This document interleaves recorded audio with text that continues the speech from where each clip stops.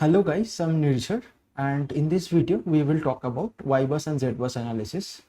So I'm doing my electrical engineering in 7th semester in IIT Delhi and ये जो topic है ये power engineering का बहुत ही इंपॉर्टेंट टॉपिक है, बहुत बेसिक टॉपिक है.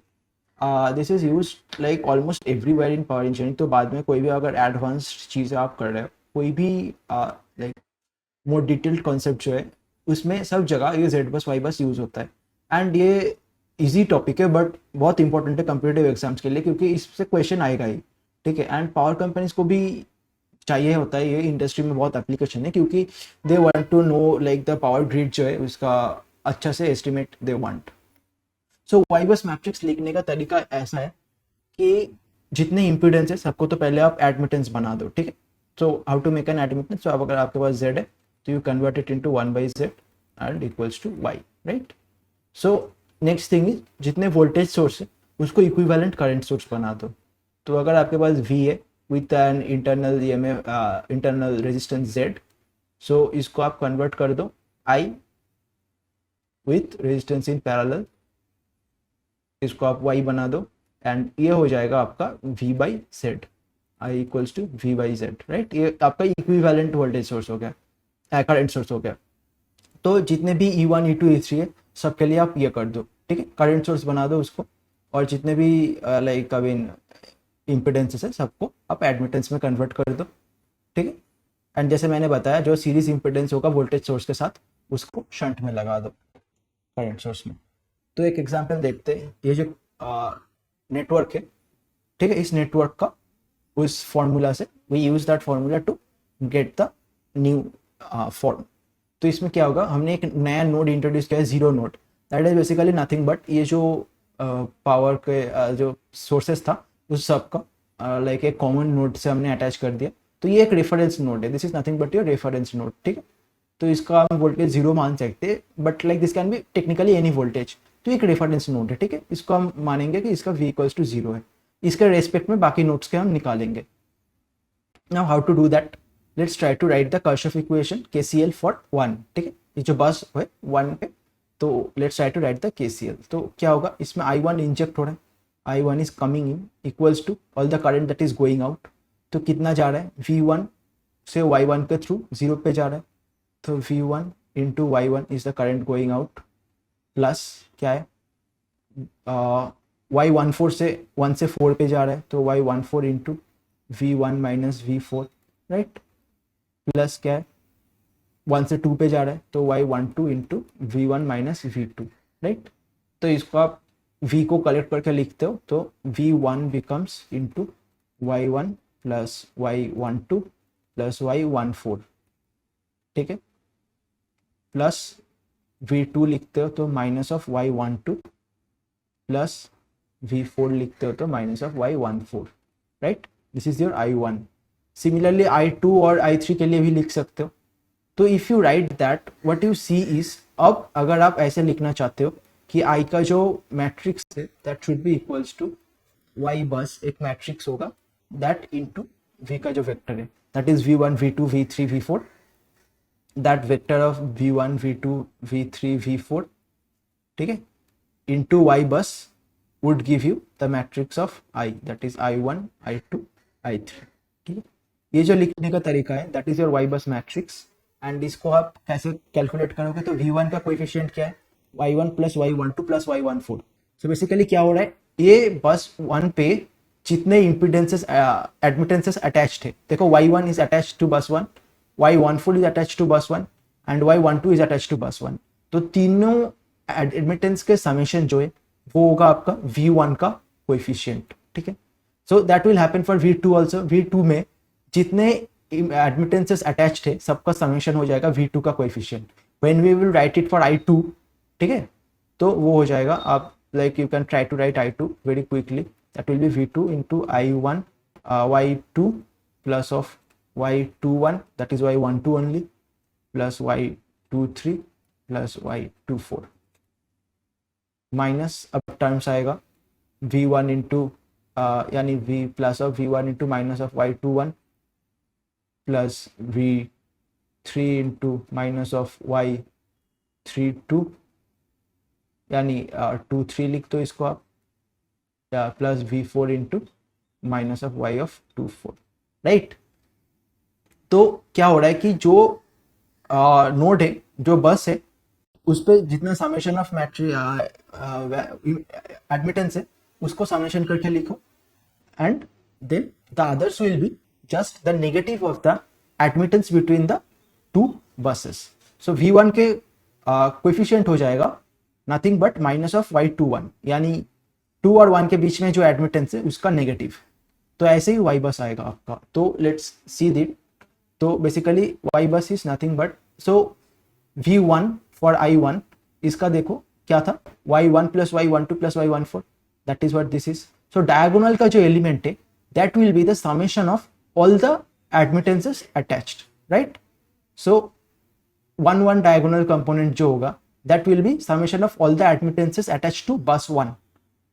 फिर y22 क्या होगा, y22 will be nothing but summation of all the admittances attached to bus 2, similarly for बस 3, राइट। हाँ, तो यहाँ पे आई थिंक बस 4 मिस हो गया, तो यू कैन राइट बस 4 ऑल्सो, या।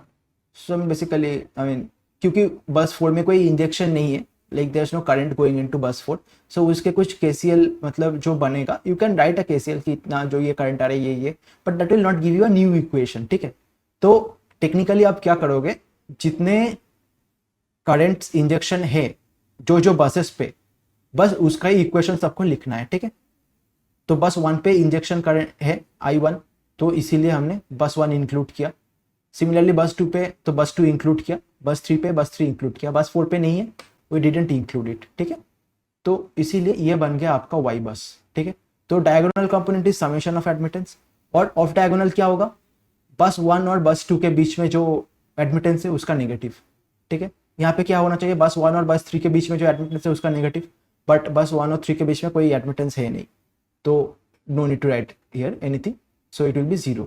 सिमिलरली 1 और 4 के बीच में, तो ये चीज जो है this is your y bus matrix, ठीक है।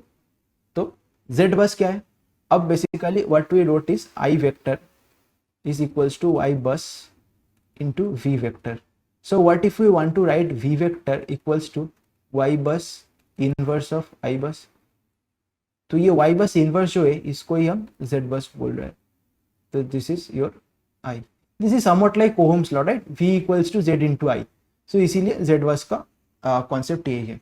तो I equals to y bus v, v equals to y bus inverse I, तो z bus is nothing but y bus inverse I, ठीक है। तो इसमें z बस में कुछ कॉन्सेप्ट है। तो ZII यानी z बस मैट्रिक्स का जो डायगोनल एलिमेंट है, ठीक है, वो that is called your driving point impedance. This is nothing but if you see from this equation, na, so this will be nothing but your V I by I, ठीक, given बाकी के जो currents है those are equals to 0, right. तो अगर आप like आयत रो को एक्सपेंड करके लिखोगे, so you will find something like VI equals to summation of IJ into Z of I J, right, J equals to 1 to लेके n तक। तो ये जो होगा, अगर आप i को छोड़ के बाकी करंट्स को 0 कर देते हो, तो यहाँ पे ZII सर्वाइव करेगा और ये II सर्वाइव करेगा। So VI equals to II into ZII होगा। तो ZII is nothing but VII when rest of the currents are 0। This is basically driving point impedance. This is something like Thevenin का जो impedance होता है, यानी एक circuit जो है, अगर आप ये मान लो आपका कुछ ग्रिड है, ये this a lot of complex grid, ठीक है, इधर से कुछ भी है, बट ये एक बस मान लो आपका आयत बस है, ठीक है। तो अगर आयत बस में आप झांक के देखते हो तो जो इम्पीडेंस आपको दिखेगा दैट इज योर ZII। तो this is your driving point impedance, ठीक है। और यहाँ पे एक कॉन्सेप्ट और होता है कि 1/ZII जो होता है इसको कहते हैं शॉर्ट सर्किट स्ट्रेंथ, ठीक है, शॉर्ट सर्किट स्ट्रेंथ। तो short circuit strength basically denote करता है कि ये बस जो है ये कितना स्ट्रॉन्ग है, इसका जो वोल्टेज है, ये वोल्टेज कितना करंट देने पे कितना कम चेंज होगा, that ZII is. So 1/ZII this quantity is used usually in getting an estimate की इसको अगर आप डायरेक्ट राउंड कर देते हो, ठीक है, तो कितना फॉल्ट करंट पास करेगा। तो that way it's kind of used in fault analysis. तो और दूसरी चीज क्या है, जेड आई जे जो है इस इज कॉल्ड ट्रांसफर इम्पीडेंस। क्यों transfer impedance? Basically this is transferring the effect of current I J, ठीक है, टू वी आई। यानी अगर सर्किट में कहीं जेथ ब्रांच में आई जे फ्लो कर रहा है तो उसका इफेक्ट वी आई पे कितना हो रहा है, so it's transferring that effect. तो इसीलिए it's called transfer impedance. So these are the two concepts. अब इसके कुछ प्रॉपर्टीज है, लेट्स रब दिस पार्ट, फिर प्रॉपर्टी देख लेंगे हम।